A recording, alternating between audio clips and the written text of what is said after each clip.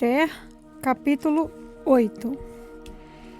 Naquele mesmo dia, o rei Xerxes deu à rainha Esther a casa e os bens de Amã, o inimigo dos judeus. E Mordecai foi apresentado ao rei, porque Esther contou que Mordecai era seu parente. Então, o rei tirou o seu anel sinete que ele tinha tomado de Amã e deu para Mordecai. E Esther nomeou Mordecai como administrador de todos os bens de Amã.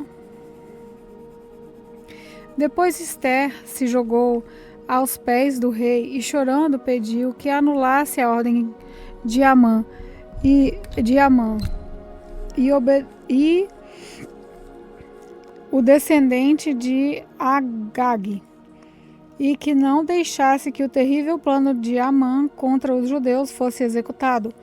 O rei estendeu o cetro de ouro para Esther. Ela se levantou e ficou de pé diante dele. Então ele disse: se for do agrado do rei, e se eu puder contar com a sua bondade, e se o senhor achar que eu peço está certo, então assine um decreto anulando a ordem de Amã, a ordem que o filho de Amedata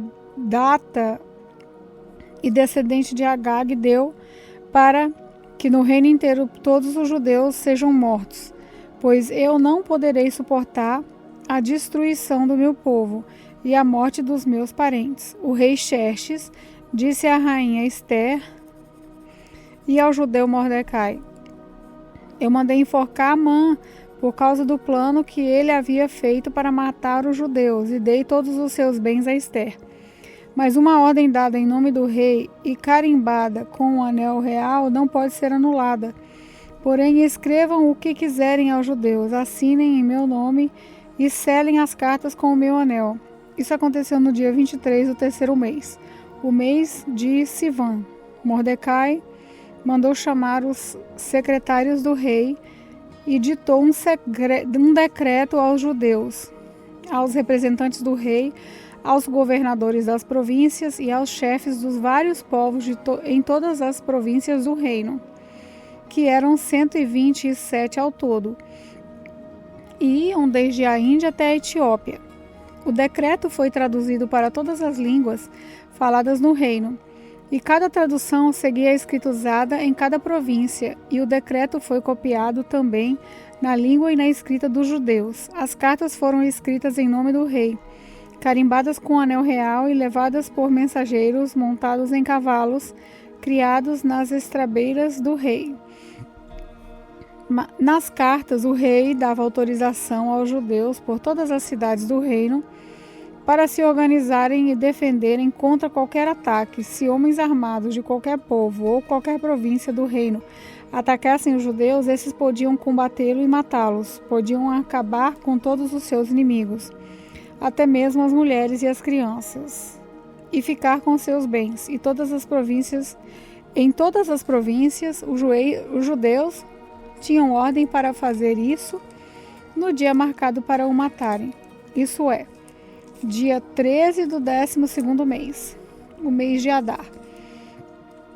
Uma cópia da ordem do rei devia ser publicada como lei e ser lida em público em todas as províncias, para que no dia marcado os judeus estivessem prontos para se vingar dos seus inimigos. O rei deu a ordem aos mensageiros, os mensageiros montaram cavalos ligeiros da estrebaria real e saíram depressa. O decreto foi lido em público também em Suzã, a capital.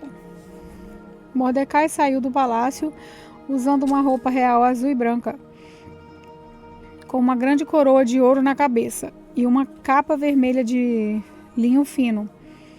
Todos os moradores da cidade de Suzã ficaram muito contentes e soltaram gritos de alegria. E para os judeus brilhou a luz da felicidade, da alegria e da vitória. Em todas as cidades do reino onde foi lida a ordem do rei, os judeus ficaram felizes e se alegraram, e comemoraram com festas e banquetes. Além disso, entre os vários povos do reino, muitos se tornaram judeus, pois agora estavam com medo deles. Esther, capítulo 9. Chegou o dia 13 do 12º mês, o mês de Adar, o dia em que deveria ser cumprida a ordem do rei. Era o dia em que os inimigos dos judeus esperavam dominá-los, mas o que aconteceu foi o contrário.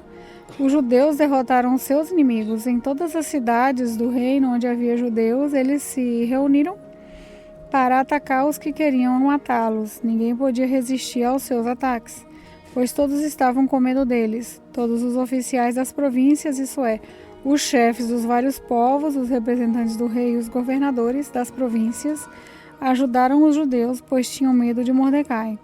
A fama dele se havia espalhado pelo reino inteiro, e todos sabiam que ele tinha muita autoridade no governo. E o poder de Mordecai ia aumentando cada vez mais. Portanto, os judeus fizeram com os seus inimigos o que queriam. Mataram todos com as suas espadas. Não deixaram ninguém escapar.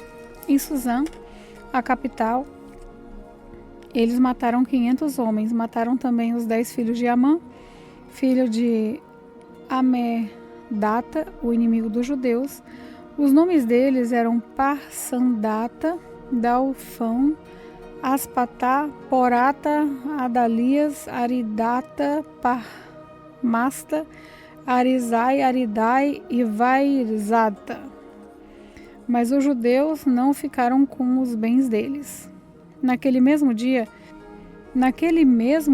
o rei foi informado de quantas pessoas haviam sido mortas em Suzã.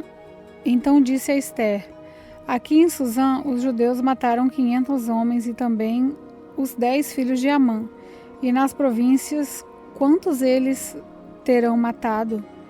O que é que você quer agora? É só pedir. Se quiser mais alguma coisa, eu lhe darei. Esther respondeu: se for do agrado do rei, dê autorização aos judeus de Suzã para fazerem amanhã mesmo que tinham ordem para fazer hoje. E peço também que os corpos dos 10 filhos de Amã sejam pendurados em forcas. O rei concordou e mandou ler a autorização em público em Suzã. E os corpos dos 10 filhos de Amã foram pendurados em forcas. No dia 14 do mês de Adar, os judeus de Suzã se reuniram e mataram mais 300 homens na cidade, mas não ficaram com os bens deles. No dia 13 do mês de Adar, os judeus das províncias se reuniram e se defenderam. Mataram 75.000 inimigos e assim se livraram de todos os que odiaram. Mas não ficaram com os bens dos mortos. No dia 14, eles descansaram e comemoraram com banquetes e festas. Mas em Suzã, os judeus comemoraram no dia 15 do mês, pois no dia 13 e 14 eles mataram os seus inimigos, e só no dia 15 descansaram. E é por isso que os judeus que vivem em vilas e povoados comemoram o dia 14 de Adar, com banquetes e festas, e mandam comida uns para os outros. Mordecai escreveu tudo o que havia acontecido e mandou cartas a todos os judeus que moravam em todas as províncias do reino, tanto aos de perto como aos de longe. Nas cartas, ele ordenou que todos os anos eles comemorassem os dias 14 e 15 do mês de Adar, pois foi nesses dias que os judeus se livraram dos seus inimigos, e foi neste mês que a tristeza e o luto se transformaram em alegria e festa. Portanto, se dessem banquetes e festas, mandassem comida uns para os outros e distribuíssem presentes aos pobres.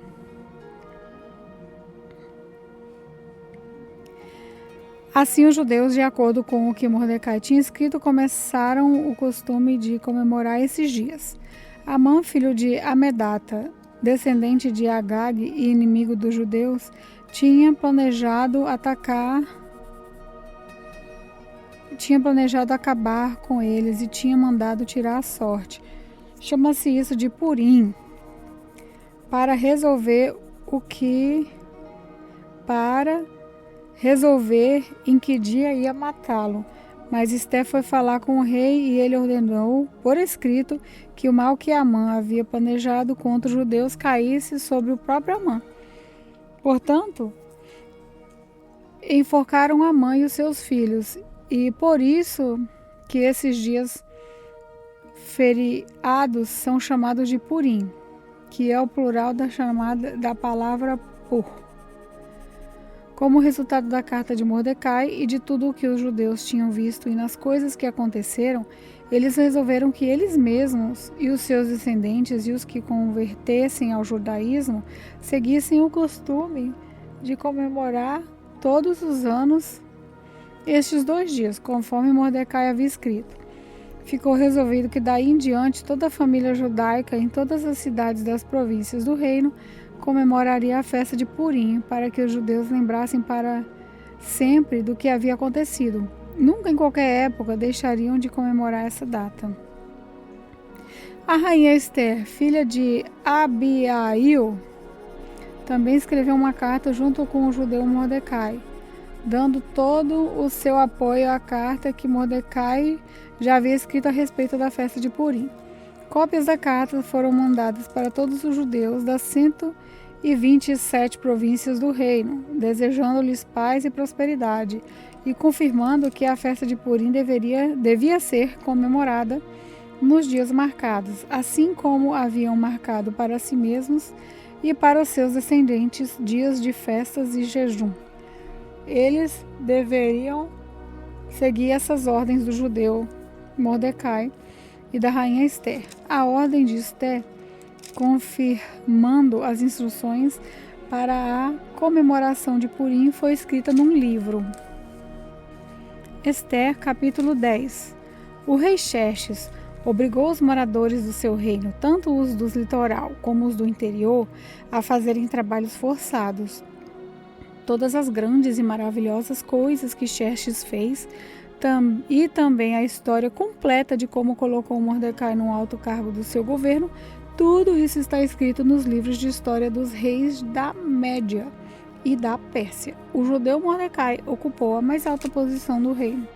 Logo abaixo do rei Xerxes, Mordecai era admirado e estimado por todos os judeus. Ele fez tudo o que pôde pelo bem-estar do seu povo e pelo progresso da sua raça.